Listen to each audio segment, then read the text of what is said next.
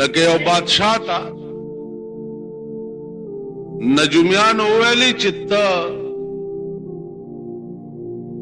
د خپل زوی ته واده مکوه او کده ته د کله واده وکړو نو په هغه شپه به دی زمری خوري او د هغې نه به دی مړ شي.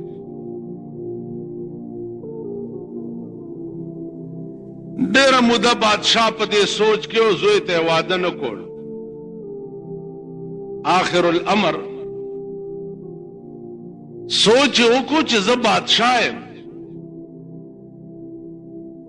فوج را سره دی،